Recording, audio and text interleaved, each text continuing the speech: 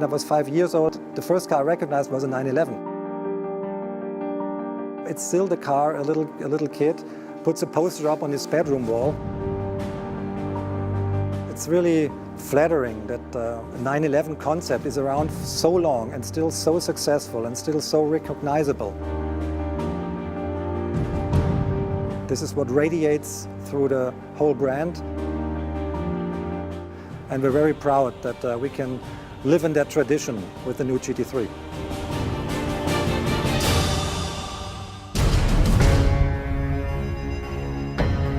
The main improvement is the improvement overall.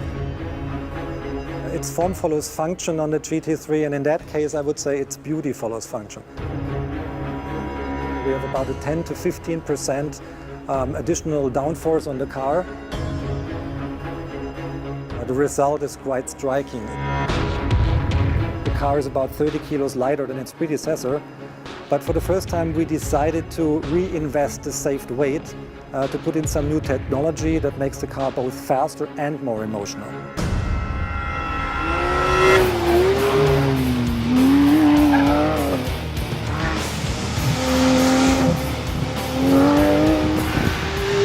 We have 475 horsepower now.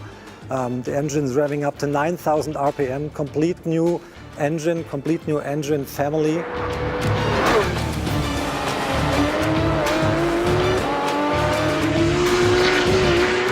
We have a custom-tailored PDK gearbox now. We're not so much concentrated on comfort of shifting, but rather on raw speed, acceleration. Race car-alike sensation when you drive it. It was very, very important to get a maximum emotion, the driver involvement, out of the PDK box.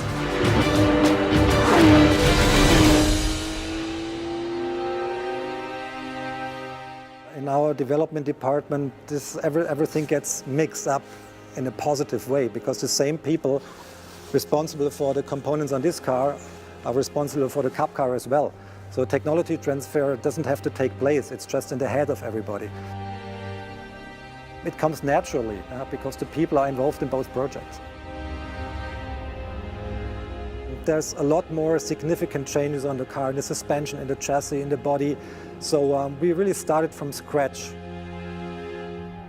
We are very happy with the result because this was the biggest GT project in history.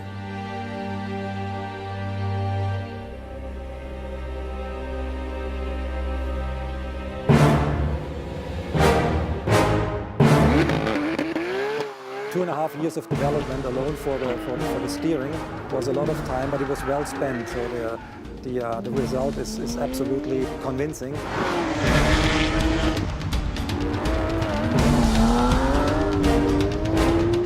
For me, always important was to feel exactly what's going on the road, to feel the side forces in the tires, to feel the forces in the steering rods and the front axle.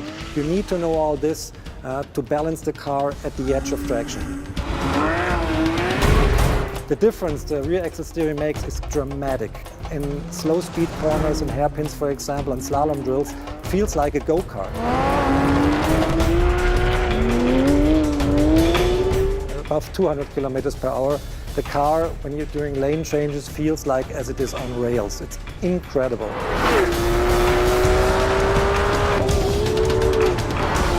On the performance side, definitely this car is really, really so fast, so controllable, has so much precision.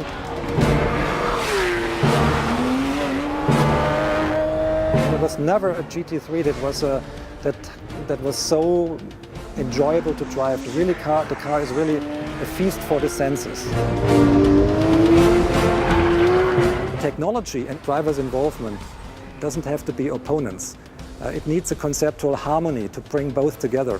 And the 911 GT3 of this year is definitely the answer to that.